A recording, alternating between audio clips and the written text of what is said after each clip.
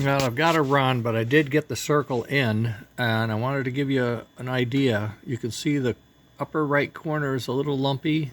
The lower left and upper right corners look good. This corner, the lower right corner, because I'm at an angle, I don't think you can see it's lumpy as well. But you can see here, there's definitely a poke out.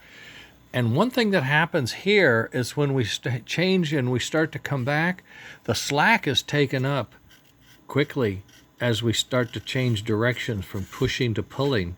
And the same thing over here. So it's not as big as a bump as you might think it would be but the overall dimensions may be different, okay? But I did want to point out, I did find two things, and I think one of them might make the cut. I did order this rod by mistake, but I ordered all the parts I needed to install it, except this is the nut. Now this nut isn't going to fit down here, but you know what? I can make a few adjustments to that shape and it will fit. All I have to do is turn the sides into something that will fit like this, into that cavity down there, a tab in the front and tab in the bottom. It will stay straight and lock front to back. I will be in good shape. And I can add the screw here and a screw there. I could add material to it to make sure it locks in place. So I'm thinking this will be the answer to the issue with the screw inside. I also have a left-handed quarter 20. Paid a fortune for this, but I don't have a good nut for it. I mean, I have a nut. I don't know if I could cut a nut up and put it in that and do the same thing. Maybe I could, but I feel much better about this.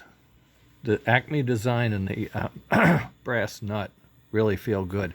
And look at this. The shaft fits. The bearing, I have bearings for it, and it'll fit. Everything's perfect. And I even have a new tight coupler for it.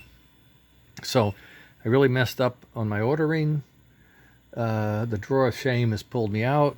Maybe it's going to be a bit of an effort. Take this all apart again, manufacture that in there so it fits nice and snug, and then put it all back together. But I think it's well worth the effort to make sure I have good circles and perfect alignment, and I won't see this bumping and all that stuff.